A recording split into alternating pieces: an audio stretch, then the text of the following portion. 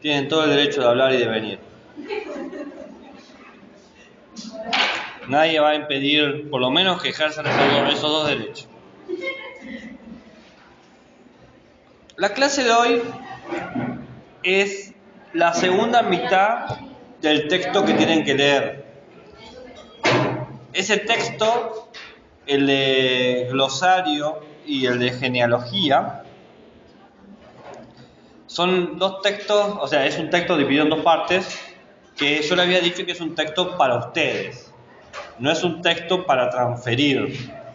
Es un texto para que ustedes tengan las herramientas conceptuales para poder interpretar los otros textos, los demás textos, y puedan luego transferirlos a sus futuros estudiantes.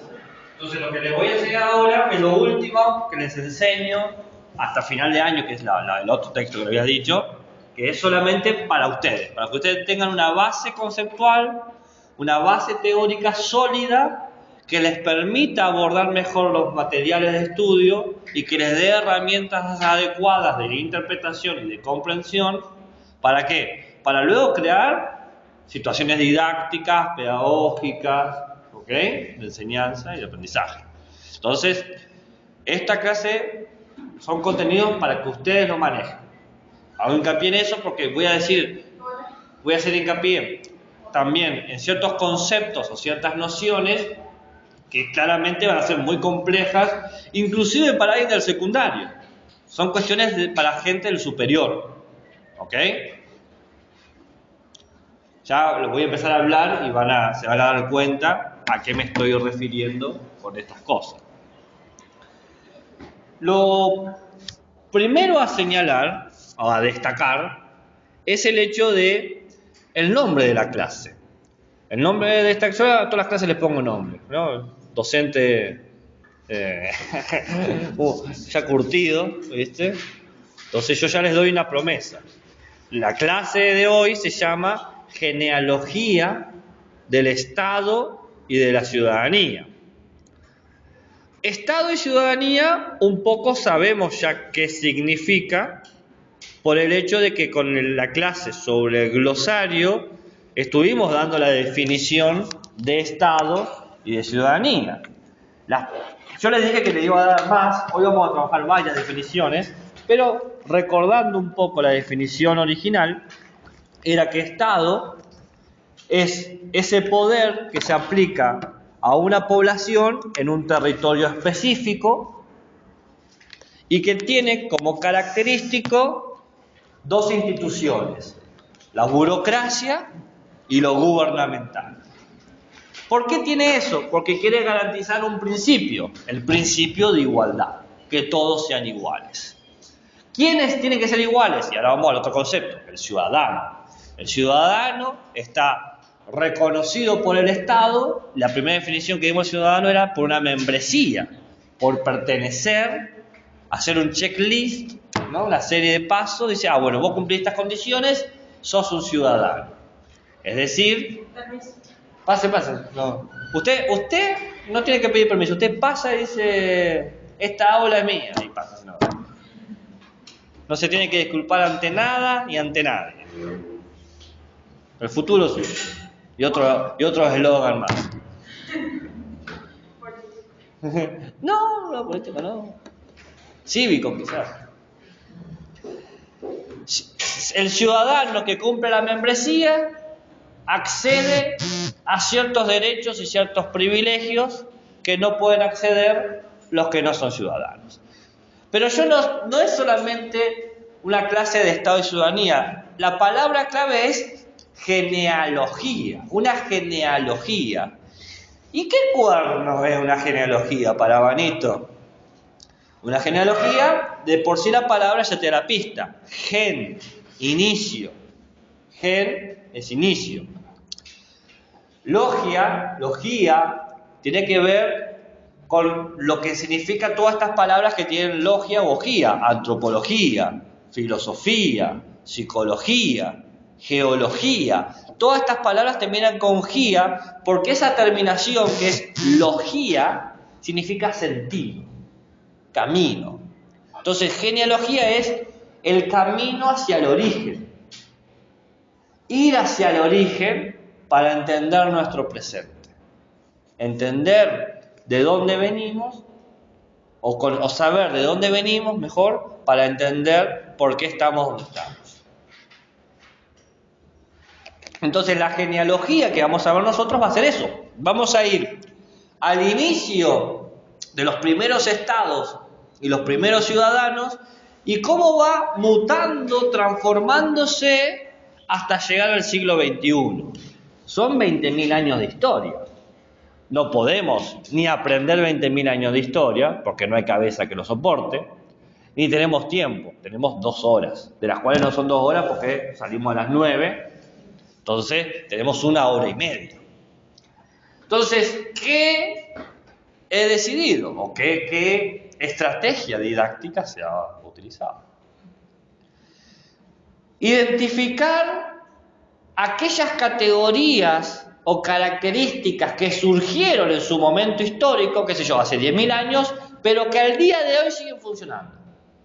O sea, hay características que aparecieron y desaparecieron, que surgieron y se fumaron. Pero hay un grupo muy pequeño de 5 o 6 características que aparecieron en distintos momentos, hace 10.000 años, hace 5.000 años, hace 1.000 años, hace 300 años, que al día de hoy siguen vigentes. Y eso es lo que nos interesa saber. Saber que lo que hoy tenemos como natural u obvio de los estados o del ciudadano, en realidad es un producto histórico que surgió en circunstancias específicas y que se ha mantenido en el tiempo. Para que sea más fácil interpretar, porque mientras más lejos me voy del presente, más distantes a nosotros, más extraños para nosotros, la idea que rige un poco todo esto es, en la antigüedad, el Estado y el ciudadano eran condiciones más abstractas, más generales, más distantes. Eran como ideas. Y en la actualidad, el ciudadano está más conectado al cuerpo, a la materia, a lo concreto. Mientras más nos acercamos al día de hoy, la interpretación de la ciudadanía parece ser algo más sobre los cuerpos, sobre lo material. Mientras más te alejas, parece más abstracto, más ideal. ¿Ok? Claramente que hay matices, pero como para que podamos encajar un poco todos los 20.000 años de historia que les voy a dar ahora. Esta debe ser una de las clases o la clase más pesada, excepto la de maltrato infantil, que emocionalmente tiende a ser difícil, porque toca temas sensibles, y la última que te vuela la cabeza. No, digamos, puede ser difícil, pero esto es como denso, porque son muchos años, ¿no? No, hay gente que le fascina. Empezamos como empiezan todas las historias, gente, con un límite. La ciencia, la arqueología, la paleontología, con sus investigaciones, ha logrado fechar más o menos el inicio de la especie humana hace 20.000 años. 20.000 años atrás. ¿Bien? Es decir, hace el 20.000 antes de Cristo aproximadamente. ¿Ok? Aparecieron los primeros humanos de nuestra especie, el Homo sapiens. Y así como aparecieron las primeras estructuras sociales, las primeras formas de organizarse, porque como vimos antes, el humano es un ser social. ¿Y cómo eran estas estructuras? Eran clanes, eran tribus, hordas. ¿Va? ¿Qué es la puerta abierta? Bueno, perdón, Gabriel, ¿puedo pasar una visita? Usted puede pasar y decir lo que sea. Mañana tenemos clase desde las 16. No. Sí. ¿Quieren dormir siesta? Sí. Quiero dormir la siesta, profe. El primero que llega se mete al aula digital, que es el aula que tenemos asignada por cualquier cosa. Por si lo usurpan. No, por si te usurpa otro, digo. Claro. Tomemos soberanía. Nos vemos mañana. ¿Te siento? Dale, sí, por el ruido, gracias. Mira, el profe tuvo que cerrar la puerta, ¿se da cuenta? No entró nadie.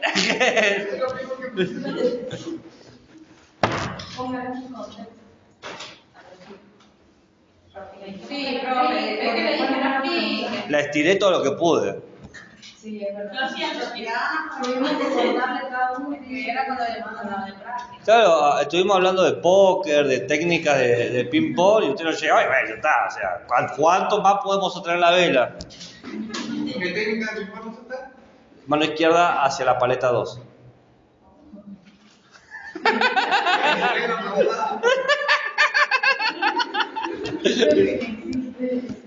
No sé jugar. No sé jugar.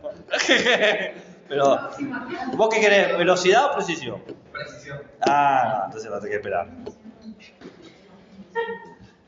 Contexto. El origen del concepto de Estado y ciudadanía. Contexto. Hace 20.000 años. ¿En serio? Vamos a tener que estudiar 20.000 escribirlo. Las primeras estructuras sociales hace 20.000 años de los primeros homínidos humanos eran clanes, eran tribus, eran hordas, fatrias también se llamaban, gens, tenían muchos nombres. No me interesa que los recuerden. Grupos de gente. ¿Cuál era la función de los primeros grupos humanos? Sobrevivir y perpetuarse, como todos los grupos de animales. ¿No? ¿Para qué estamos juntos? Para sobrevivir y perpetuarnos. ¿Y las formas de habitar el territorio? Bueno, sabemos que hay dos formas de habitar el territorio, o nómades o sedentarios. Pim pam pum, caja. Paleta 2. 23 o mejor. Y indistinto de ser nómades o sedentarios, también había distintas maneras de organizarse. Había organizaciones sociales antiguas verticales con una cabeza principal que dominaba sobre todo lo demás, o horizontales. Todos eran iguales y hacían todos un poco. Indistinto de eso, en las primeras estructuras sociales hace 20.000 años, existía siempre un delegado, un representante, un jefe, un sacerdote, una guerrera, un anciano, una chamán, alguien que representara la institución. ¿De qué manera? De forma moral. Alguien que representaba el bien o el mal de ese grupo. ¿Ok? ¿Me van siguiendo?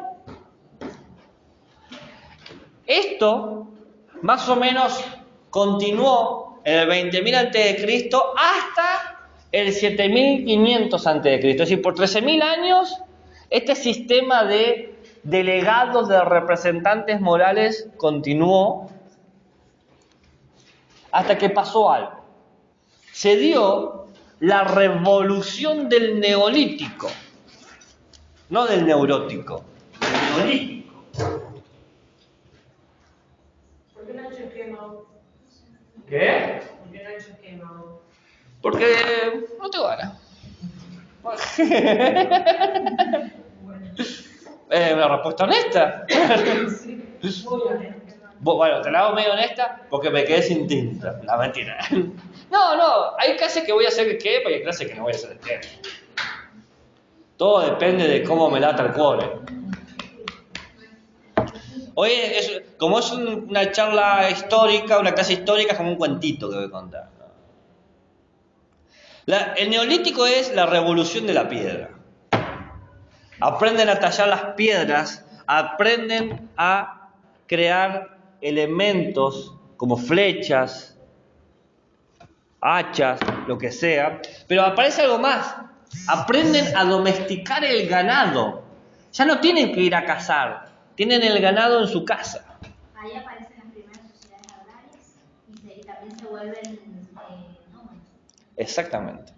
La domesticación del ganado y la domesticación de la agricultura lleva a la ausencia de la necesidad del nomadismo. Entonces se vuelven sedentarios. Ya no hay que ir a buscar comida, la comida está aquí con nosotros. Pero eso genera un problema, genera abundancia de comida, genera recursos que son deseables por otros. Entonces, ¿qué van a hacer? Van a generarse las primeras ciudades-estado, van a amurallar los pueblos para que nadie pueda entrar. Y se genera el mito del exterior. Afuera de la muralla están los peligros que nos vienen a atacar, nos vienen a invadir. Y dentro de la muralla está la seguridad, la pertenencia. Del exterior, el peligro de los de afuera. Y acá es la primera característica que les digo, la segunda en realidad.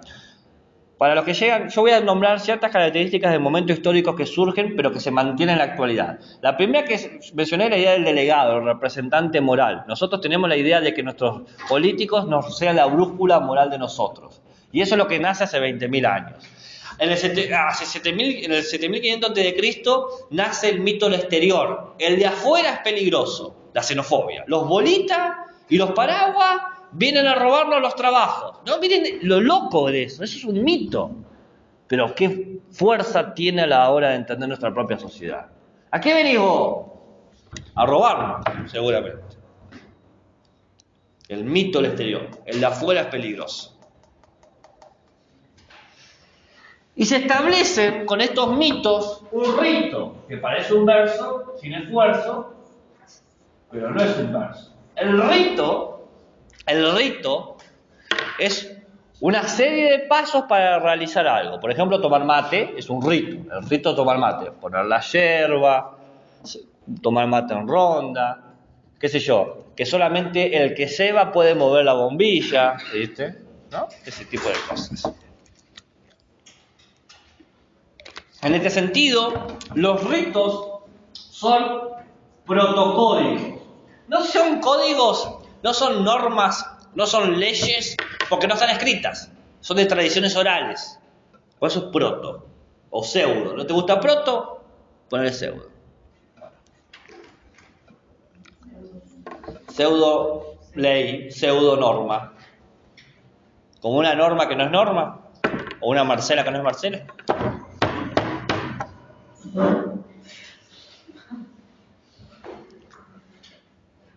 En el 5000 a.C., salto 2500 años. ¿Vieron que voy rápido? Ya eran 20.000 años y ya pasé 15. Así que voy a las chapas. En el Perdón. ¿Necesita que nos hagamos las fechas?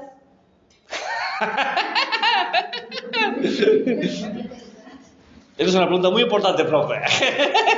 Por favor, que no. No. Necesito que lo entiendan. Siempre sirve tener una dimensión temporal. Porque si yo te digo neolítico, por lo menos tenés que saber que no fue hace 20 años. O sea, pasaron 15.000 años, ¿no?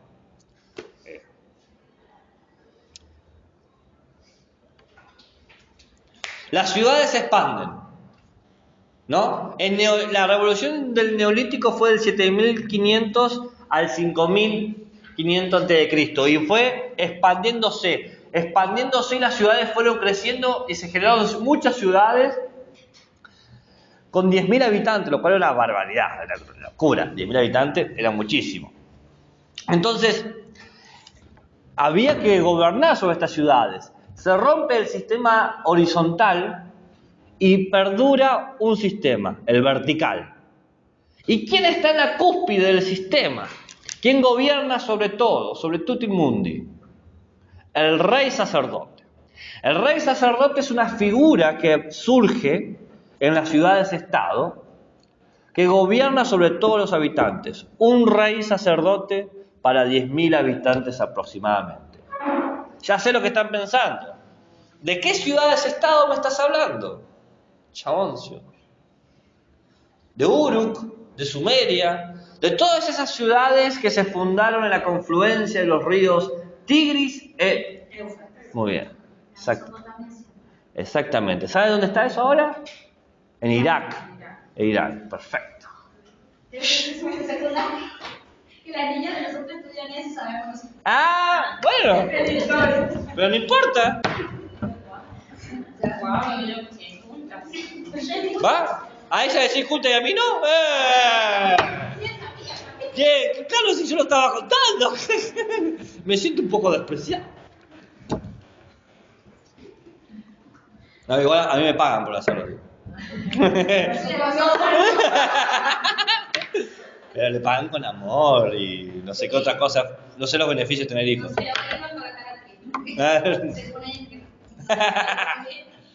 Bien.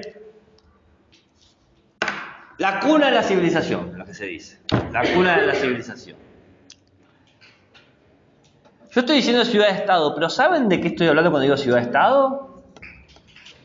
Una ciudad-estado es el concepto más antiguo de país que existe. Antes no había tanta gente como para que un país sea como el tamaño de Argentina, o de Chile, o de Uruguay, pensando en países chicos. 10.000 habitantes estoy diciendo. Entonces, ¿qué era? La ciudad operaba como un país.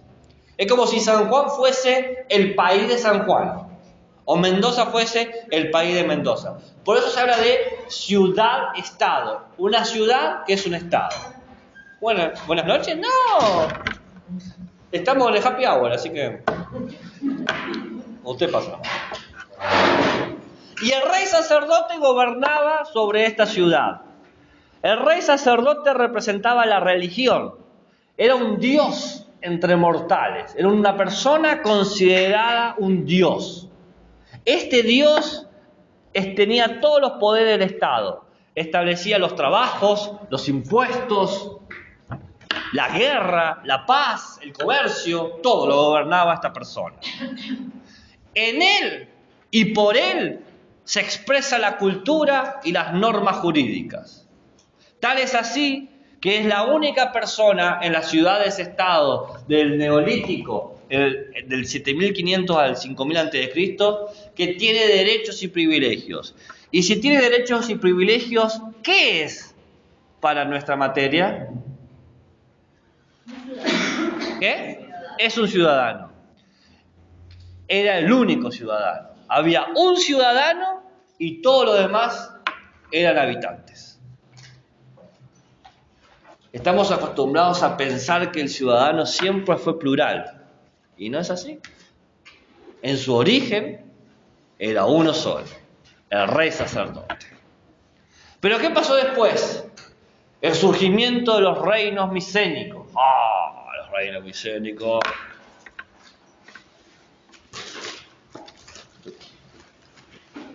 ¿Se acuerdan de los reinos micénicos? Como si fuese ayer, ¿no? Sí.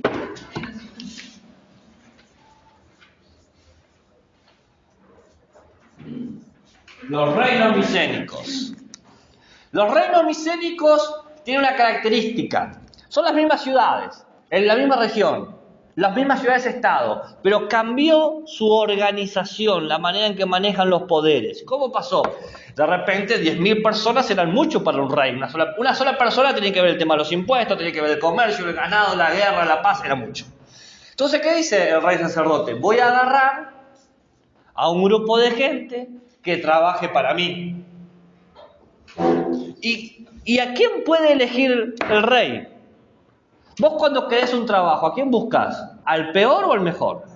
Al mejor. Entonces, ¿a quién va a buscar? A los mejores. ¿Cómo se dice los mejores? Aristoi. No aquí estoy. Aristoi. Aristoi. Aristoi. ¿Cómo se dice el gobierno de los mejores? Aristoi. ¿Cómo se dice el gobierno de los mejores? Aristocracia. La aristocracia es el gobierno de los mejores. Yo sé que hoy en día tiene otro sentido, pero su sentido original es el gobierno de los mejores. Entonces el rey eligió a los mejores para que cogobiernen con él. ¿Quiénes eran estos, los denominados los mejores, los únicos, los métodos piqueteros? No, ¿quiénes eran estos considerados los mejores? Eran los que tenían tierra, tenían mano de obra y tenían instrumentos de trabajo. No, Aristoi, el nombre de Aristoi. No existía todavía el concepto de terrateniente. El concepto de terrateniente es muy nuevo, del 1800 por ahí. Y yo estoy en el 5000 antes de Cristo. Falta para que lleguemos a eso. Los aristoides tenían derechos y privilegios porque podían crear leyes. Y si tenían derechos y privilegios, ¿qué eran? Ciudadanos. Entonces pasamos de un ciudadano a 200 ciudadanos. Aumentó un poquito.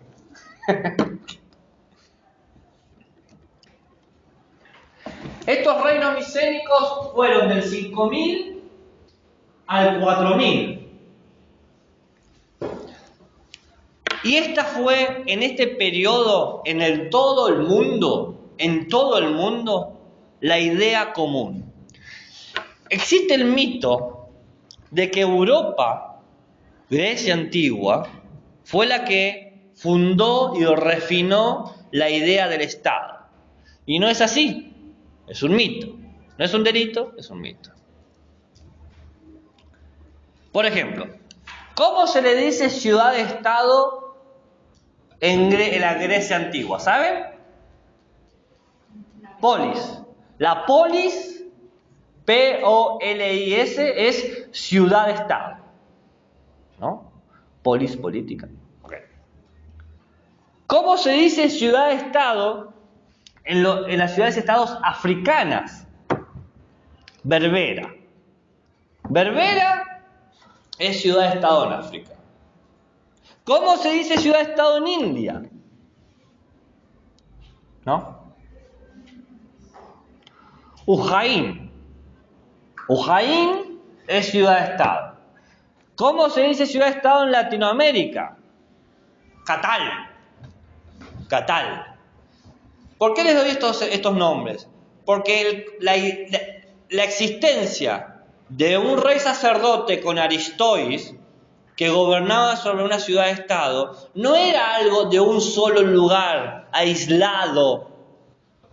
Era algo un modelo de estructura social que se expandió por todos los continentes. En el año 5000, 4000 a.C. Antes existían múltiples maneras de organizarse, pero algo pasó durante este periodo que se expandió por todos los continentes. Esa idea de Estado que tenemos nosotros empieza acá.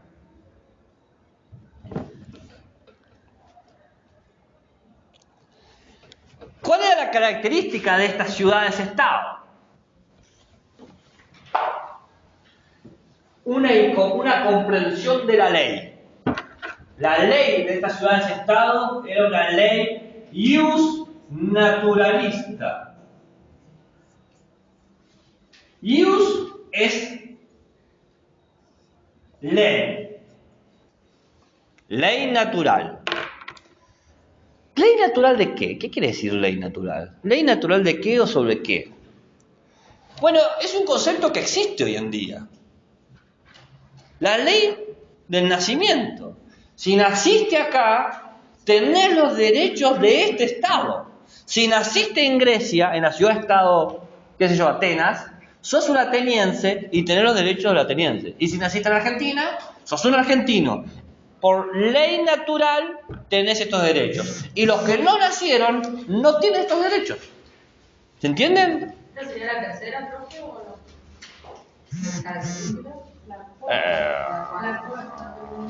Bueno, si le estás poniendo número. No, dije que era aproximadamente 5. No te pongas policía conmigo, si tampoco me acuerdo todo. En una se me olvidó una, invento otra en el camino, no sé. No. No sé si es la cuarta que he mencionado.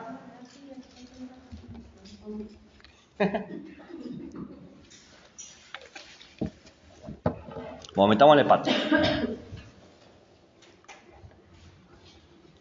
¿Qué pasó? Todo esto marcha de pelos. Hasta que una ciudad-estado allá por el 700 antes de Cristo. Fíjense cómo voy saltando con los años, no voy año por año, voy pegando saltos enormes. Una pequeña ciudad-estado que quizás escucharon nombrar, Roma, dijo, esto de tener 10.000 habitantes no me baja. Yo estoy para cosas más grandes. Estoy para, no sé, algo más potente. Yo con 6, 8 millones de habitantes creo que estoy bien. Entonces empezó una carrera de expansión y conquista de otras ciudades-estado.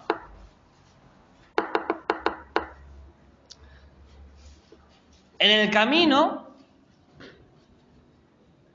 se convierte tan grande que se transforma en una ciudad-estado en la primera república.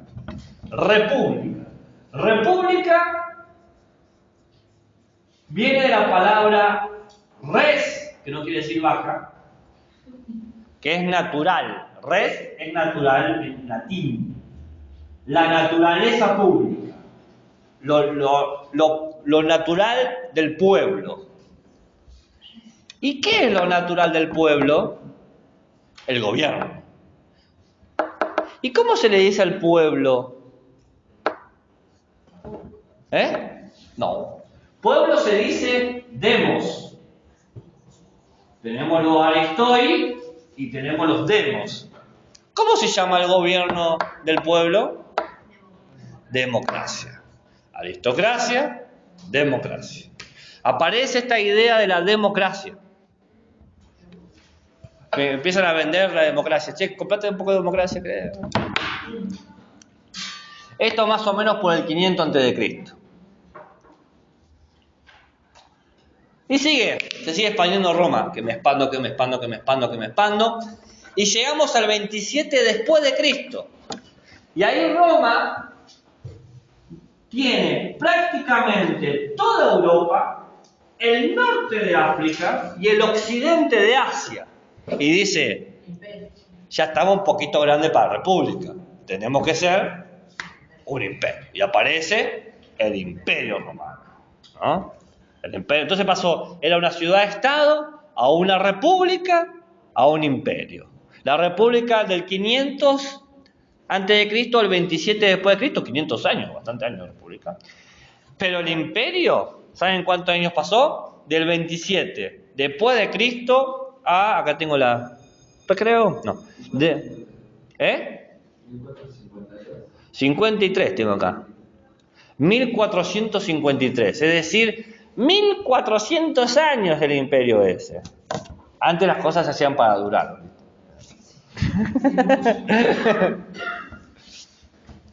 1400 años.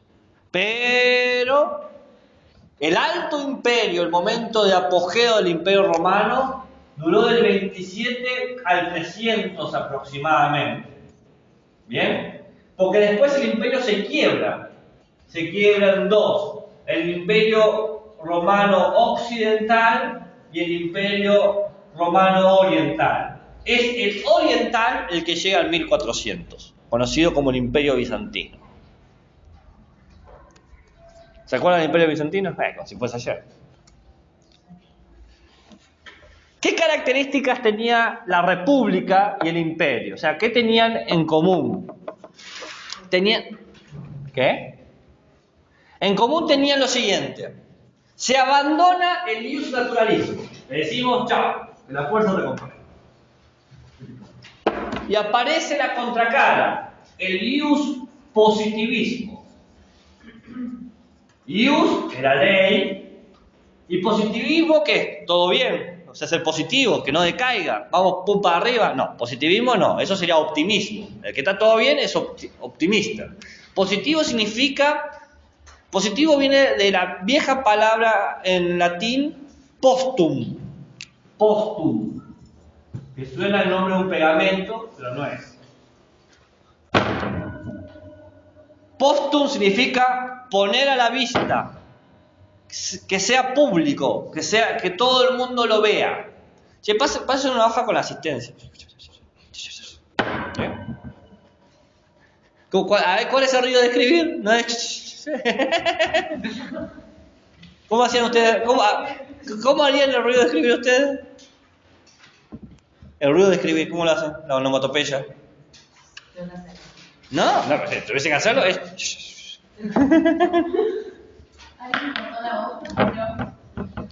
Bien.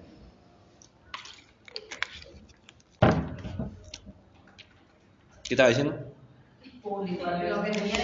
El ius positivismo. El ius positivismo es, la ley ya no es natural. Porque si vos te basás la ley de que sos ciudadano porque naciste en Roma, pero Roma ahora no tiene una ciudad, tiene múltiples ciudades, múltiples territorios, ya no podés controlar eso, es imposible con la ley natural. Entonces crea la ley positiva, que es, la ley es un instrumento. ¿Qué tipo de instrumento? Un instrumento que crea ciudadanos, un instrumento que crea ciudadanos. Es así, vos querés ser ciudadano, seguí la ley. Si vos seguís estas leyes y pagás estos impuestos, sos ciudadano. No me importa de dónde venís o qué haces. Me interesa que cumplas estos requisitos. Hoy en día eso sigue existiendo. Por ejemplo, el naturalizarse, ¿no? Convertirse ciudadano en cierto lugar por estar ahí. En este proceso de la ley como instrumento aparece las legislaciones romanas, el derecho romano, que el día de hoy se sigue aplicando. Los que estudian abogacía se tienen que romper la cabeza estudiando eso. En la legislación romana hay un derecho en particular que nos interesa a nosotros en esta cátedra, que aparece en las 12 tablas. 12 tablas sería como la Constitución romana, ¿ok? Se llama 12 tablas porque eran, ¿cuántas tablas? 12, muy bien. 12 tablas de arcilla donde estaban escritas las leyes, literalmente. Hay una ley que nos interesa, el habeas corpus. ¿Saben qué significa el habeas corpus? Cuerpo sí, pero no protección. ¿Qué significa habeas corpus? Habeas. Aquí el cuerpo. Aquí el cuerpo. Habeas corpus significa aquí el cuerpo. ¿Pero qué significa en términos de derechos? Que no te pueden hacer un juicio sin que vos estés presente para defenderte. ¿Se entiende? Parece una tontería, pero antes te condenaban a muerte y después te enterabas. Sí. Te golpean la casa, che, terminó tu juicio. ¿Mi juicio? Sí, te condenaron a muerte. ¿Qué? Y te mataban. Así como lo escucho.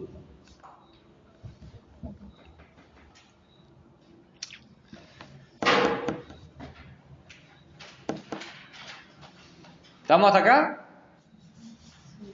Ius positivismo, ley instrumental, habeas corpus. Ser ciudadano es cumplir la ley. Ya no es nacer en el lugar. Pero pasa algo. En el siglo 4 después de Cristo, en el 400 después de Cristo, yo les dije, el Imperio Romano se corta, se fragmenta en dos. Qué bajón, ¿no? Qué bajón se Roma. ¿Por qué se fragmenta? ¿Por qué se rompe el Imperio Romano? Y bueno, por un lado tiene sentido. Como se expande tanto, va presionando a los pueblos y tarde o temprano van a responder. Entonces van a tratar de frenar eso.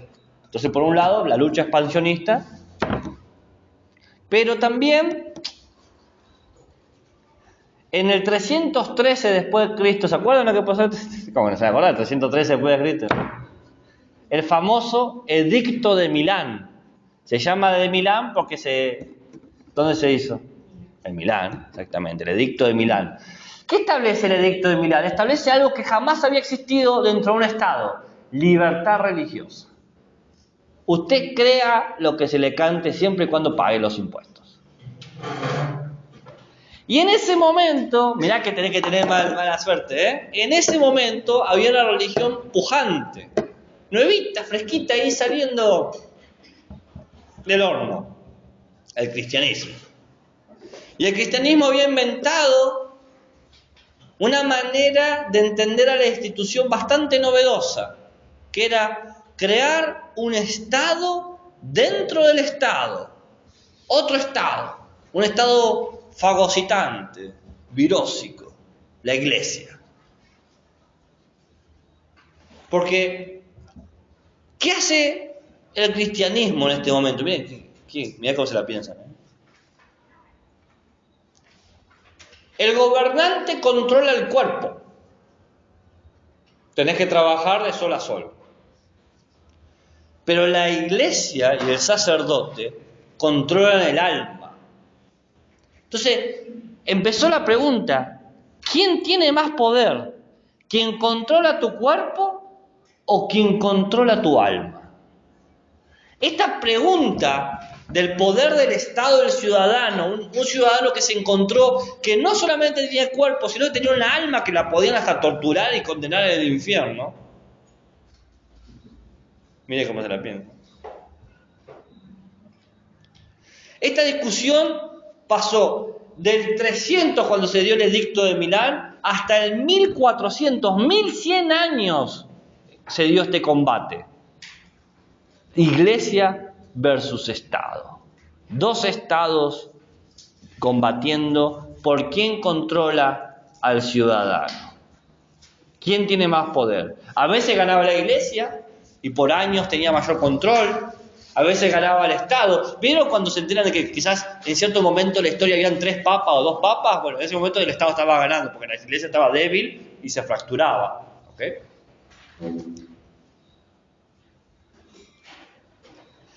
En esta tensión y un positivismo se le suma el ius naturalismo. Van de la mano. El derecho natural de ser cristiano te da lugar a que se crean las leyes necesarias para protegerte.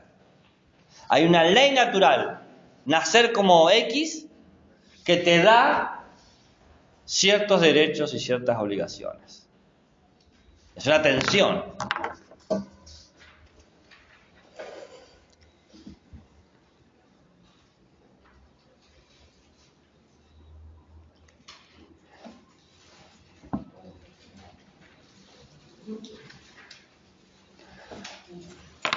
Esto va de la mano con dos cosas más que no son de ética y ciudadanía, sino son cuestiones económicas políticas. Por un lado, esta puja Estado-Iglesia y un positivismo y un naturalismo, ¿me van siguiendo? Se encontró favorecida por la invención de un nuevo sistema económico, el feudalismo. El feudalismo, ese trabajo de la tierra donde un señor controla un macizo de terreno para que otra familia lo trabaje, estableció un vínculo persona, tierra, persona, que va de la mano con el control del cuerpo y del espíritu. ¿Quién tiene el derecho natural a la tierra? ¿El que la posee y la hereda o el que la trabaja?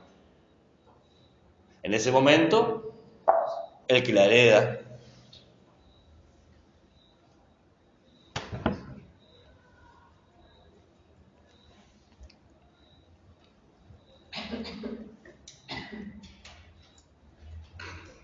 Pero no todo dura, ¿no? Todo termina. Como cuando le decís el amor de tu vida, nos queda París. Cristina. ¿Qué? Nada para siempre.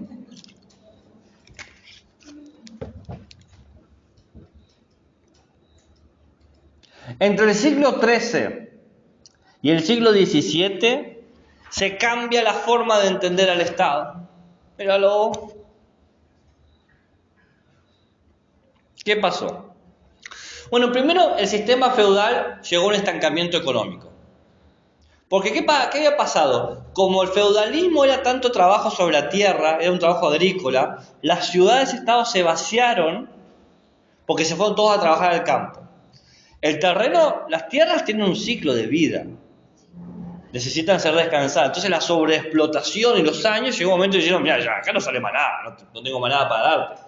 Y consecuencia, hambruna, plaga, enfermedad, todo mal, ¿viste?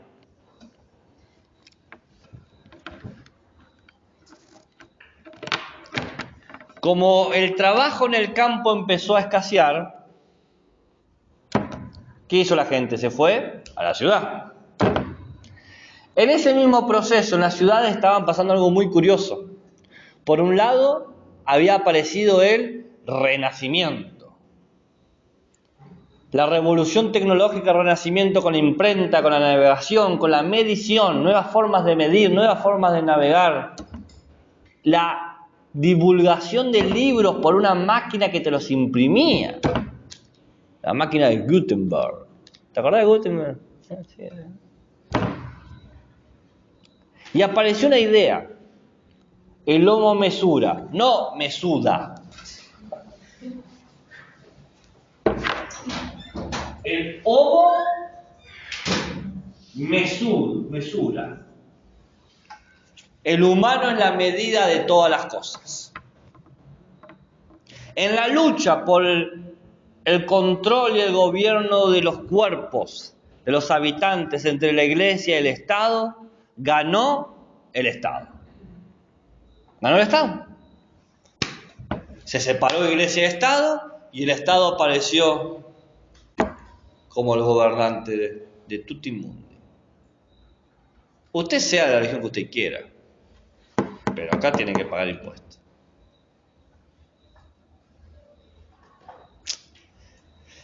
Y homo mesura significa, vamos a hacer las leyes a medida de las personas. Leyes ambientadas o dirigidas a los individuos. Leyes para trabajadores, leyes para maestros, leyes para oficios. Y a la par del Renacimiento está la otra cosa, la segunda que les iba a decir, que es la Reforma Protestante. Un loquito llamado Lutero, el Lute para los amigos, Matilute, dijo: deberíamos poder leer la Biblia e interpretarla a nuestro gusto y placer. La religión no tiene que estar en las paredes de una iglesia, puede estar en la casa, ¿no?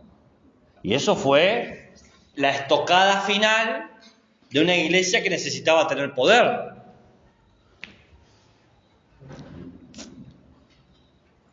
Pensamiento libre,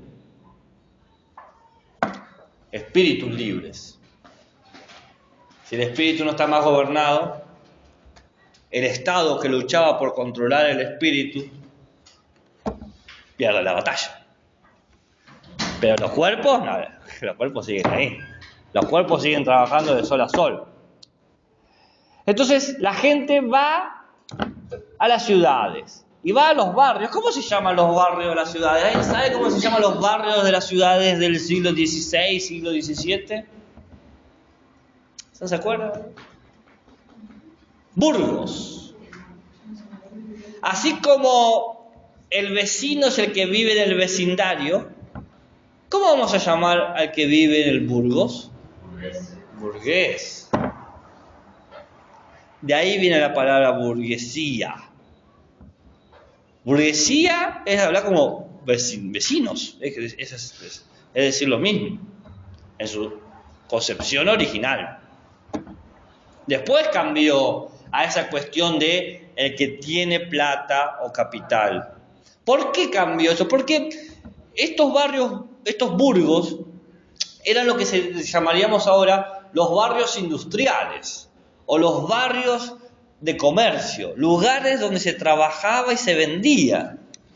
Entonces, había un grupo de gente que era dueños de los locales, de la panadería, de la carpintería, y decía, vení a trabajar a mi carpintería y por una módica, o sea, por un arreglo de paga, ¿se entiende? Es un negocio, te pago por trabajar en mis locales con mis elementos. Desaparece la Edad Media, desaparece todo este problema del Imperio Romano y llegamos a la Edad Moderna. El Estado cambia, el Estado muta, el Estado se transforma. Se abandonó el feudalismo, era insostenible.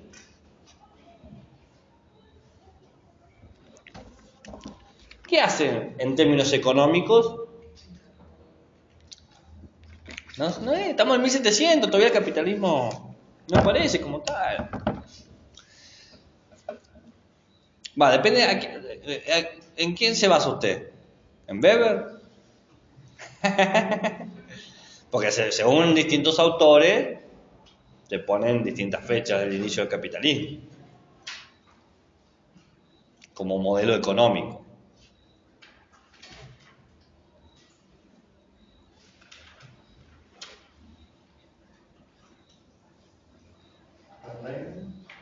¿Qué? Los reinos.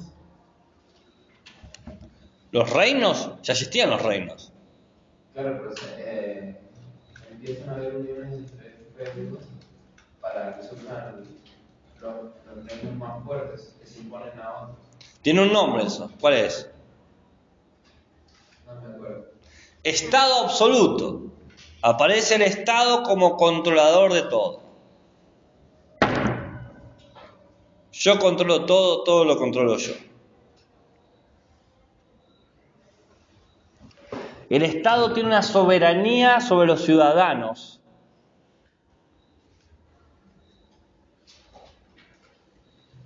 Controla las tierras, controla los macizos, controla las rentas, controla los impuestos. Vas a decir, usted trabaje lo que quiera y haga lo que desea, siempre y cuando pague la renta, pague los impuestos. Hay dos cosas de lo que no se puede escapar, gente. La muerte y los impuestos. Se van a morir con deuda. Nadie se muere sin deuda, inclusive los millonarios. Nadie se muere sin deuda.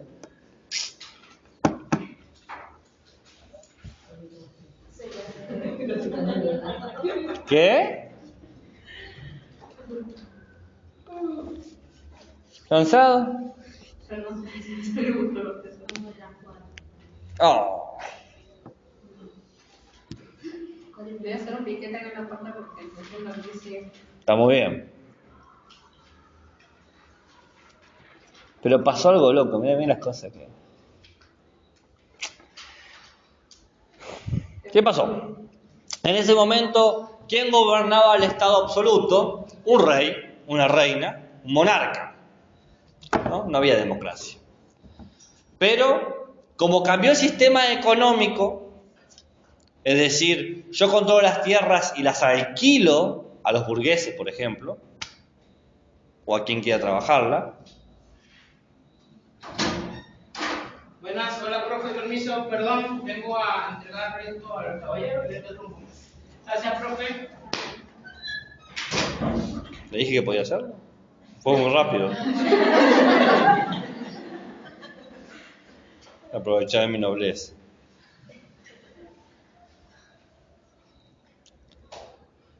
Me cortó todo el video. No, mejor lo bien. Los reyes querían alquilar los territorios, pero se encuentran con un problema. No tienen ningún marco legal para hacerlo. ¿Y qué hacen? Dice, ya sé, viene un rey y dice, se me ocurrió una buenísima. ¿Por qué no recuperamos el derecho romano que ya está escrito y lo acomodamos a nuestras leyes? Tenemos 12 tablas, está buenísimo eso. Y uno dijo, sí, genial.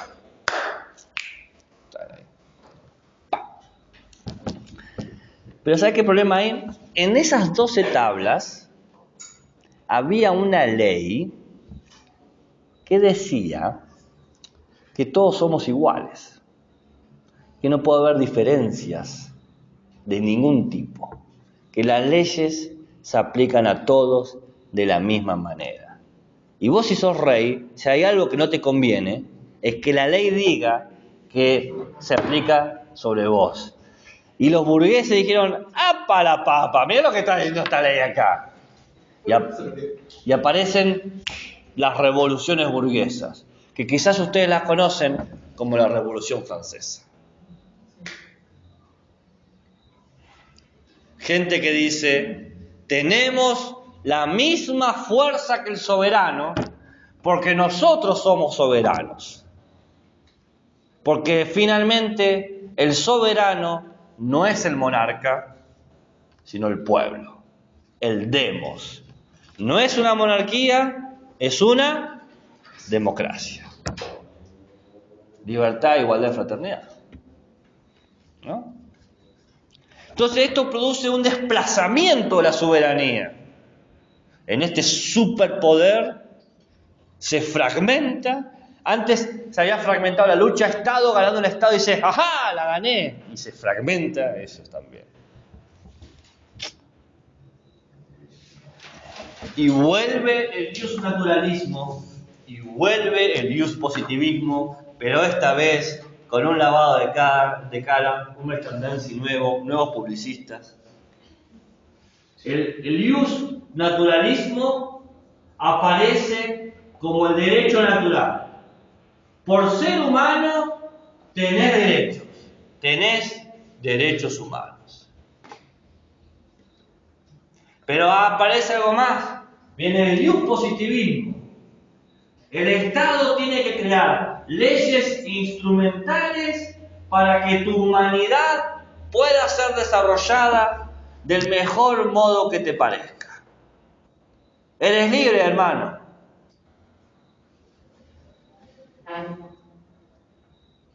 Una alianza entre el ius naturalismo y el ius positivismo. Una alianza que sigue al día de hoy. Por ser humanos, todos ustedes tienen derechos humanos. Y por ser ciudadanos, todos ustedes tienen un Estado que tiene que garantizar el cumplimiento de esos derechos humanos. Tal es así que cuando no los cumplen, nos molestamos. Injusticia, injusticia, injusticia. Bueno, no sé, quizás 2 veces injusticia, no sé cuántas veces gritan injusticia ustedes. Pero siempre cuando gritas algo queda bien 3 veces. Una vez parece poco, 2 queda medio tonto, te va a decir, y terminalo, y 4 es como excesivo. Pero si lo decís 3 veces, suena más, ¿no? Comida. Comida. Comida. Ya te pasaste. Entonces, comida. ¿No? ¿Qué empieza? No.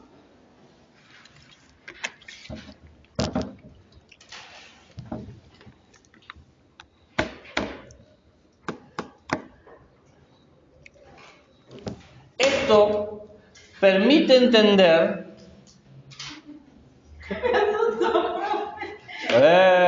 ¿Con qué? ¿Soy muy feo? ¿Qué? Es la primera vez que lo veo, profe, y me dio unas cositas. ¿Con qué te asustaste? Ay, es que me estaba estirando así, se relajó con el dedo. No, bueno, es que hizo ruido el anillo. ¿Ves? Mi despiacho. ¿Esto permite entender? ¿Qué permite entender esto? Pensé que estaba haciendo un análisis de esto. Esta situación nos permite entender. ¿Vieron esa gente que busca moraleja de todo lo que pasó? ¿Viste? Ahora podemos concluir. Esto permite entender que las leyes, las políticas y la organización. ¿Qué? Yo puse esto permite esconder. No sé, usted está haciendo un metalenguaje raro, ¿eh? Permite entender que todo esto se produce por un pacto social, que un consenso entre nosotros, de que queremos esta ley, de que requerimos esta ley, de que esperamos estas normas, estos derechos. Ahora la ciudadanía ya no es algo natural. ¿Qué pasó? Dijo que hizo un pacto Social. Un pacto para vivir de sol a sol.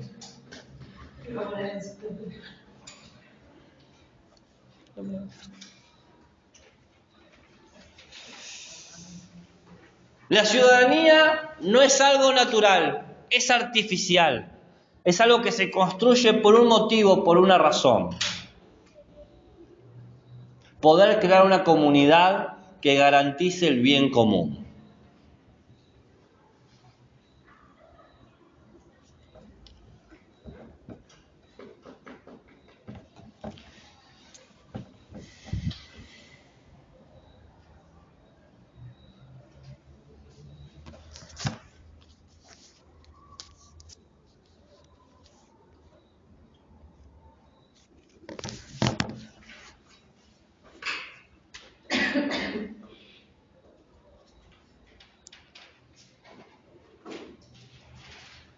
Y así llegamos al siglo XXI.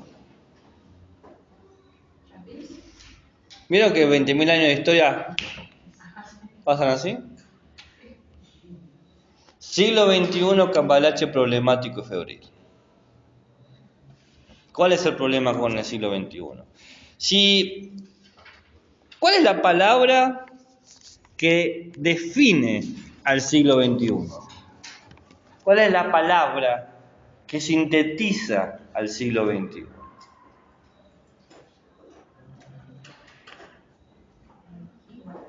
No.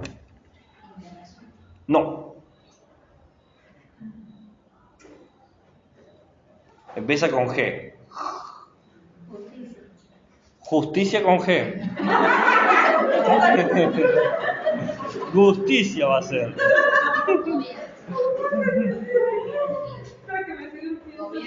No. Con G.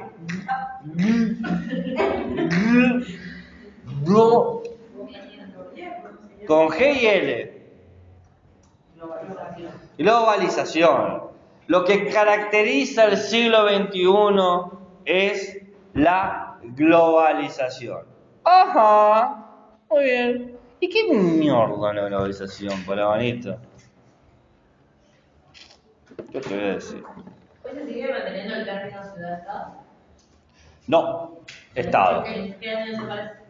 Con el imperio.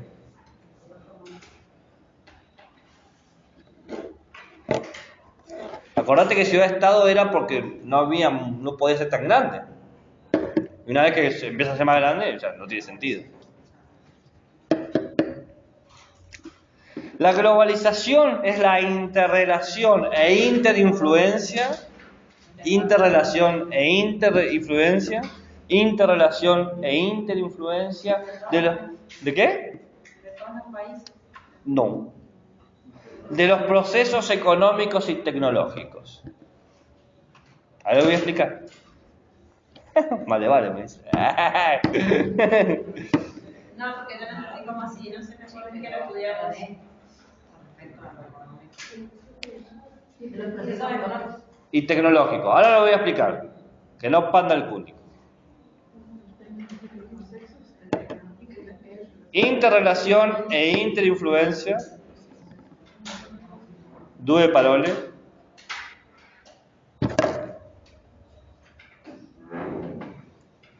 Lo que influye en la economía de Taiwán impacta en la economía de Argentina. El cambio tecnológico en Japón impacta en la tecnología argentina. La interrelación e interinfluencia establece que estamos constituyendo una red donde la mínima vibración repercute en todos los estamentos sociales de todas las sociedades del mundo.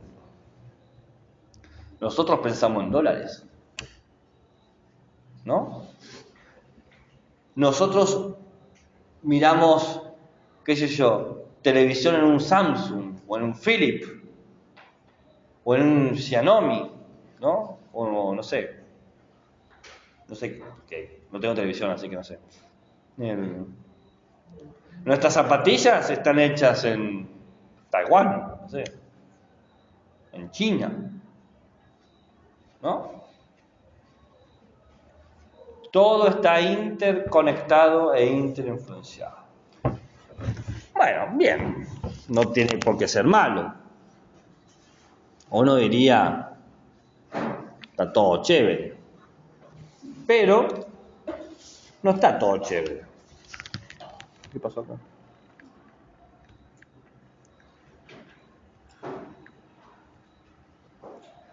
Porque esto tiene consecuencias directas en cómo se establece el Estado y el ciudadano en el siglo XXI.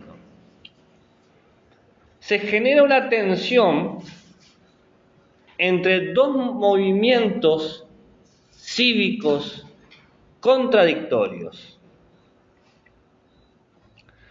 Por un lado está la homogeneización y por otro lado está la heterogenización. Lo homogéneo y lo heterogéneo, lo igual y lo diferente. Y heterogenización. Es decir, las sociedades se organizan tratando de homogeneizarse, todos juzgándose de la misma manera, evaluándose de la misma manera, entendiéndose de la misma manera. Todo tiene que ser democracia, todo tiene que ser justo, todo tiene que ser liberal, etc. Pero al mismo tiempo se establece una búsqueda incesante de generar una diferencia, una distinción. Mi cultura es sumamente distinta a tu cultura. Altamente. No hay parangón entre lo que es mi sociedad y tu sociedad. Entonces ahí lo que podría ser es que el Estado tiene que ser homogéneo y los ciudadanos son heterogéneos. No. Esa tensión sucede de abajo hacia arriba y de arriba hacia abajo. El Estado quiere generar una simpatía entre todos los estados y tener todos, por ejemplo, democracias. ¿Ok? Pero también las sociedades quieren ser todas iguales. Quiero vivir como viven allá, quiero comer como comen allá, quiero que hagan producciones como hagan allá, ¿bien? Pero al mismo tiempo, los estados quieren ser heterogéneos. Yo soy un territorio muy diferente a ese territorio, ¿ok? Y las comunidades también. Los argentinos somos nada que ver con los chilenos. Entonces, queremos ser todos iguales, pero diferentes. Y eso genera claramente una paradoja, una tensión, una contractura increíble. Y se generan disputas territoriales, disputas políticas, disputas económicas, disputas donde no queda claro qué le corresponde a quién. Por ejemplo, disputas territoriales, nos encontramos con territorios que tienen dos estados al mismo tiempo. Una locura. Ustedes conocen un caso. ¿Cuál? ¿Qué islas? Las Malvinas, que son las Malvinas y las Falkland. Dos estados en un territorio. Pero tenemos otro, Palestina e Israel. O Doko y Takashima, Japón y China. Hay un montonazo, y no estos son 3 nomás, hay un montonazo de territorios que están en tensión.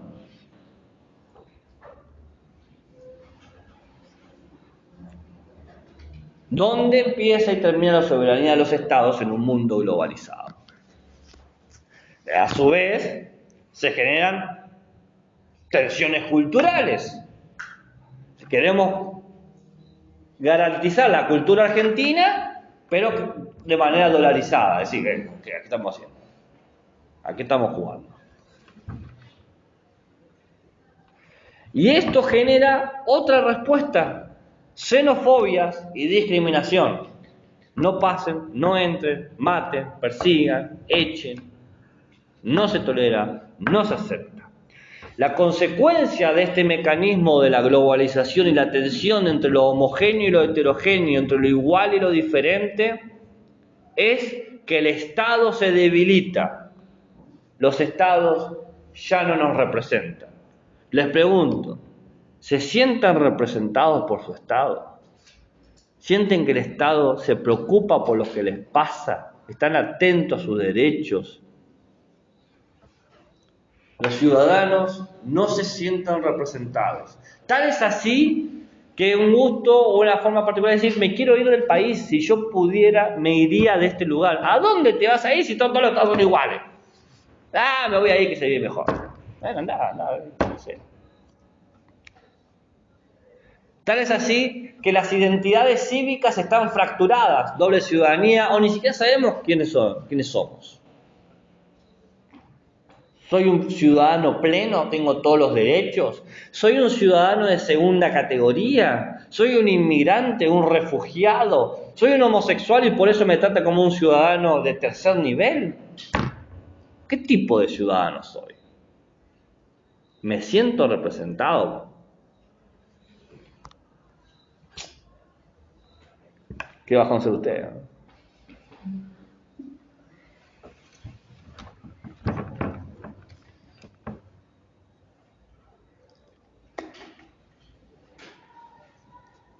¿Miró? ¿A quién saludé? ¿Ah? No sean chuscos. Tengo todo el derecho a saludar. Era el perseguido.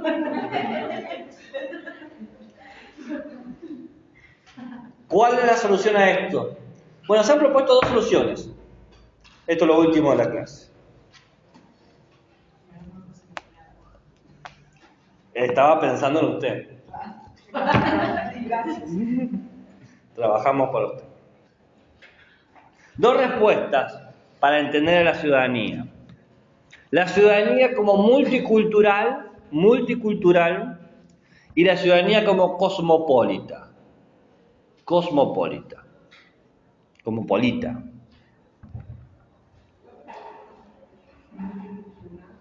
Y cosmopolita.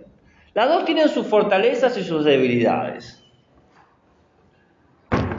¿Qué hace la ciudadanía multicultural? Primero, ¿qué significa multicultural? Multicultural, multi es mucho, cultural, cultura. Entonces, muchas culturas.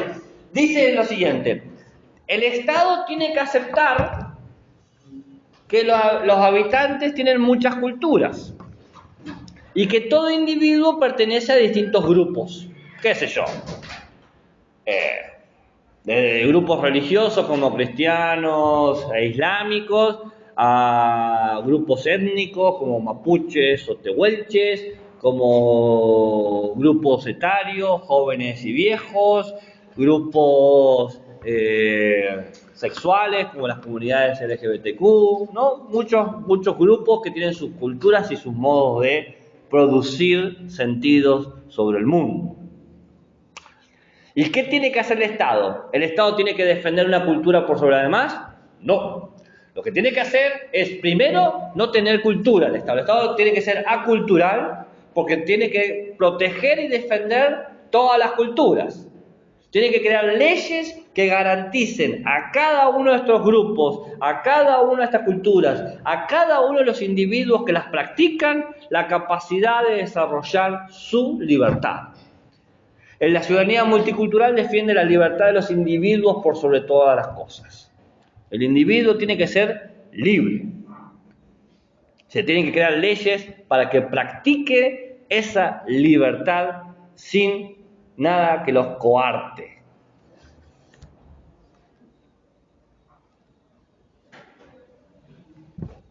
Entonces se crean, por ejemplo, derechos especiales. Por ejemplo, la ley del cupo femenino, la ley del cupo trans, son ejemplos de leyes multiculturales. Tenemos un grupo de gente que tenemos que beneficiar en circunstancias específicas y creamos esta ley. La ley del aborto. La ley del aborto no es una ley que a mí no me atraviesa esa ley, porque no tengo la capacidad de gestar ni de abortar. Existe una ley justamente para un grupo de gente que tiene esa capacidad. Podría ser, qué sé yo, una ley sobre la próstata, ¿no? Tengo próstata, entonces una ley, el cáncer de próstata es una de las muertes más comunes en los hombres, ¿no? O sea, nunca se trata, se atiende tarde, ¿no? Porque encima la misoginia y el machismo hace que se vea como una cosa como, te dio cáncer de próstata, ¿qué cree que lo decidí, boludo? Que me tiene cáncer de próstata, imposible. Pero bueno, podría hacerse una ley. Estoy dando un ejemplo. Claro, estoy dando ejemplos un poco absurdos, pero para que se entienda cómo funciona el concepto de ciudadanía multicultural. Y lo que sea. O sea, no es beneficiar a un grupo por sobre otro, sino asistirlos de tal manera para que puedan desarrollarse de lo mejor modo posible, para que puedan ejercer su libertad sin obstáculos de ningún tipo. ¿Estamos hasta allá? Bien. ¿Por acá? Ok. En contraposición, tenemos la ciudadanía cosmopolita.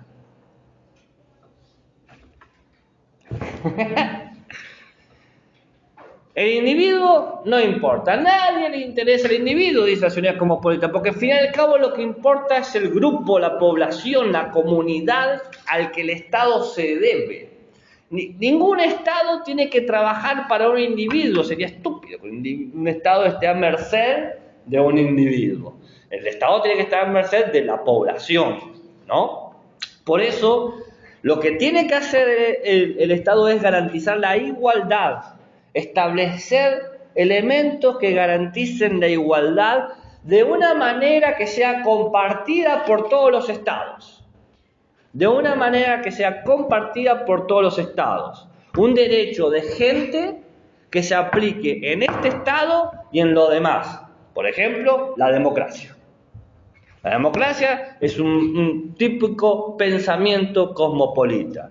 Nosotros, ¿cómo juzgamos si un Estado es adecuado, es correcto, es idóneo? Es qué tan democrático es. Hoy en día una manera de juzgar a alguien en el Estado es por el grado de su democracia. ¿Es corrupta? ¿No es corrupta? ¿Es totalitarista? ¿No es totalitarista? ¿Es fascista? ¿No es fascista? ¿No? Juzgamos los estados vecinos por qué tipo de constituciones y leyes tienen. ¿Por qué se lo juzgaba Chile? Porque tenía una constitución que era acorde a un régimen totalitario. Dice, no tiene. Ahí hay una tensión. Un estado que se pretende democrático y su constitución es totalitaria, autoritarista.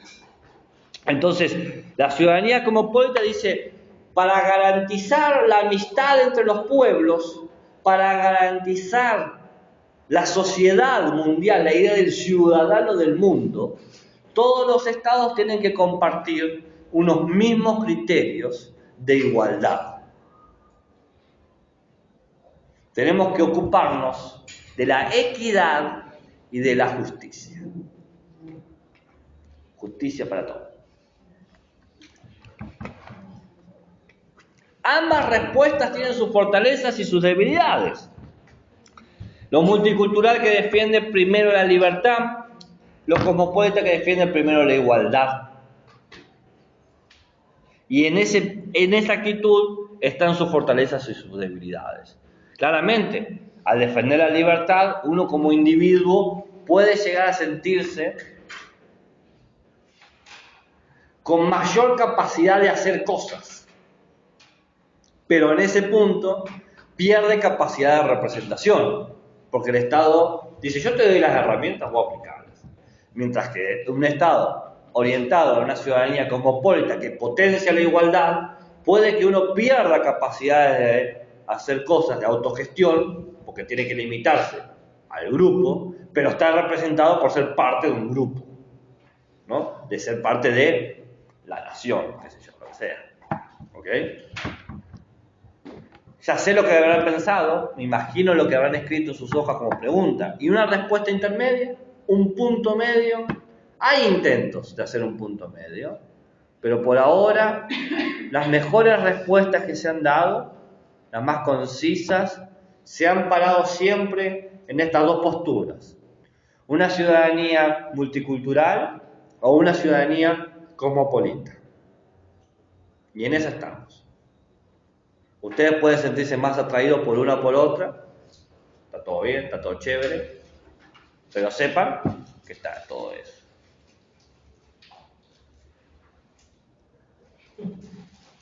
¿Qué pasó? El papel que dejó aquí.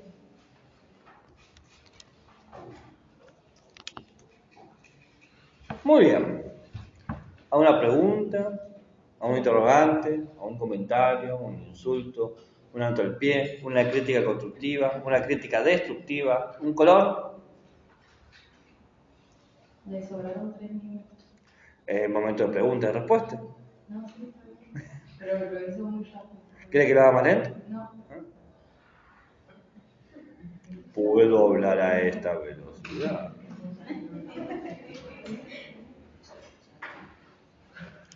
¿Se entendió las características que van perdurando en el tiempo, que va registrando y que va constituyéndose, que son parte de la historia, que nada de lo que hoy existe ha sido espontáneo.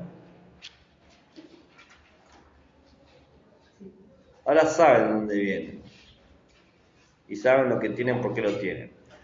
No profundicé lo de la Revolución Francesa, porque cuando hablemos de los derechos humanos, vamos a hablar específicamente de eso. Entonces eso quedó, lo mencioné, digamos que le puse un pinche en el corcho y seguí viaje, porque ya tendrá su lugar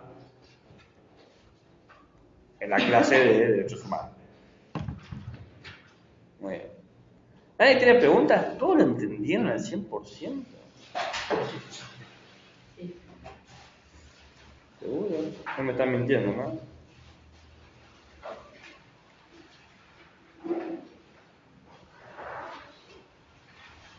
Bueno, entonces terminamos. Finito.